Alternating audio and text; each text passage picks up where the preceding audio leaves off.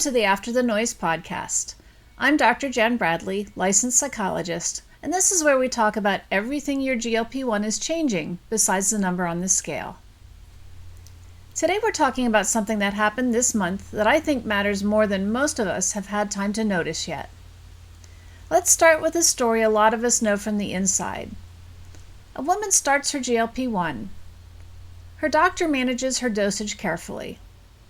She gets clear guidance on side effects, on nutrition, on what to expect physically in the first few months.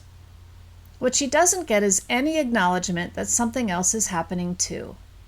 The emotional shifts, the identity questions, the grief that shows up when food stops doing the job it used to do. She goes looking for support and finds none built into her care, so she assumes either that what she's feeling isn't real or that she's the only one feeling it. We've talked about this gap on this podcast before. What's different now is that we don't have to argue it exists anymore. On July 8th of this year, 3 major medical societies, the European Association for the Study of Obesity, the European Federation of the Associations of Dietitians, and the European Coalition for People Living with Obesity, published a joint consensus statement in the Lancet Diabetes Endocrinology. 26 authors, an international team, put their names on a document that says, in plain clinical language, that psychological support is not optional in the treatment of obesity with incretin-based therapies. It's a required part of comprehensive care, alongside nutrition and functional monitoring. I want to sit with what that actually means because it's easy to hear consensus statement and let it wash past us as one more piece of medical news. This is not that. This is the field at an institutional level saying what many of us have been saying from the outside for years, that treating the body without treating the psychology attached to it is incomplete care. If you've ever felt like you were making up the emotional side of this, you weren't. If you've ever wondered whether you were the only one who needed more support than your prescribing doctor could offer, you weren't. This is now written into the professional literature that shapes how obesity medicine is practiced. I think about a woman I've talked with many times over the past year, someone whose story I folded into a lot of what we discuss here.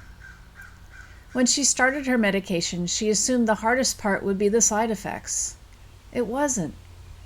The hardest part was realizing, a few months in, that nobody had prepared her for how much this would change besides her body, and that there was no one on her care team whose job it was to help her with that part. She found her own way through it, mostly through trial and error, and a lot of reading she had to do herself. What she didn't have, and what this consensus statement is now asking the field to build, was a system that expected her to need that support and plan for it in advance, instead of leaving her to discover the gap on her own and patch it together after the fact. Here's what I want you to take from this. If you felt alone in the emotional and psychological side of your GLP-1 journey, that isn't a sign you're handling this wrong. It's a sign you are navigating a real gap in standard care, one that the field itself is now naming and asking clinicians to close. You weren't imagining it. You were ahead of the research. If you're a clinician listening to this, I'd encourage you to read the full statement. It's a useful document to bring into conversations about what comprehensive GLP-1 care should actually include. And if you're someone on this journey who has felt that gap firsthand, I hope this gives you something solid to stand on. What you needed wasn't extra. It was always part of the care you should have had. If this resonated with you, I'd love for you to read more of what we do here. You can find the full archive at drjenbradley.substack.com. And if you want a weekly roadmap for navigating everything your GLP-1 is changing besides the number on the scale, my newsletter is where I break it down one step at a time. You can find the link in the show notes. Thank you for listening. I'll see you next time.